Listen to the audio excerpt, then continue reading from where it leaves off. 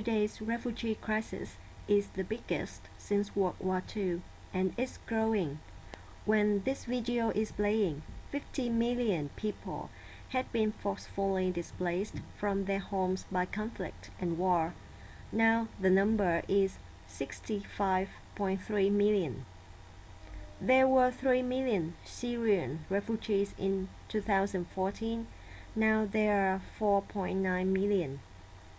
Inside this overwhelming crisis are the individual human stories of care, growth, and family in the face of lost education, home, and future.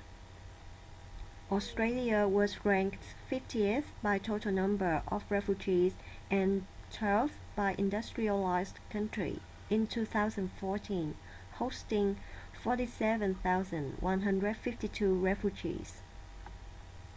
As one of the signatories of Refugee Convention to the United Nations, Australia has the obligation to protect the human rights of all asylum seekers who arrive in Australia, despite the reasons for their arrival, the places they came from, and whether they arrive with or without a visa. In 2015 and 2016, the Australian government granted 17,555 refugee and humanitarian visas. These included 2,003 visas for people already in Australia, 15,552 visas for people outside Australia, and 6,730 refugee visas. The refugee and migrant experience can have a significant impact on both individuals and family, often presenting challenges and hardship due to suffering trauma, loss, and displacement. Without support, asylum seekers are at high risk of becoming disengaged and joining the ranks of the long-term unemployment or crimes. Community services therefore sees an uptrend in employment and new enterprises.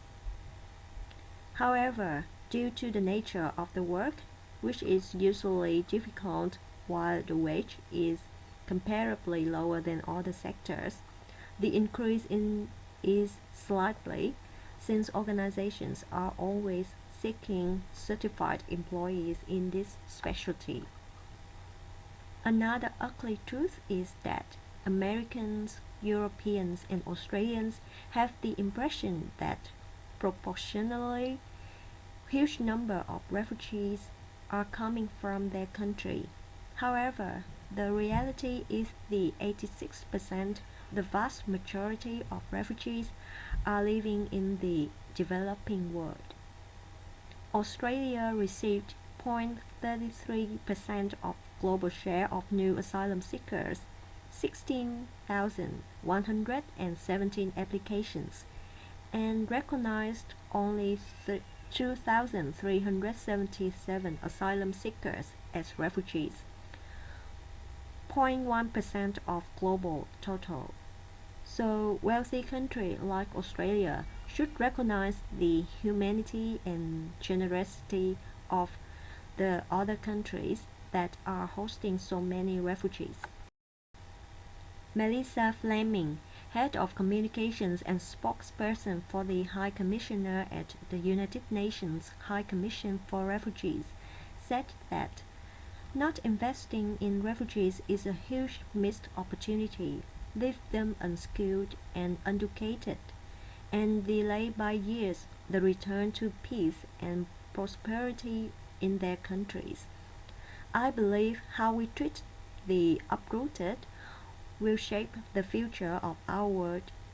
The victim of wars can hold the keys to the lasting peace. Nachi Chu from Luang Prabang province, Laos, was 8 years old when she arrived in Australia as a refugee. Like 90,000 other refugees from Vietnam, Thailand, and Cambodia, she arrived here by boat. Chu spent the next 3 months locked in a small cell with 40 others, subsisting on rations, of rice and eggs. Those memories are what form who I am today, she said. A horrible experience in life can give you more strength than if you hadn't gone through it. Since 2009, Chu has created a multi-million-dollar business with 7 stores and over 100 staff. It's called Miss Chu and specializes in Vietnamese street food. Other success story in Australian economy is Miss Stanley, Frank Lowy and Hui Chu. They made a significant contribution to Australian economy. In conclusion, we really need a new vision, a vision that enlarges the choices of refugees but recognizes that they don't have to be a burden. There's nothing inevitable about refugees being a cost. Yes, they are humanitarian responsibility, but they are human beings with skills, talents, aspirations, with the ability to make contributions if we let them.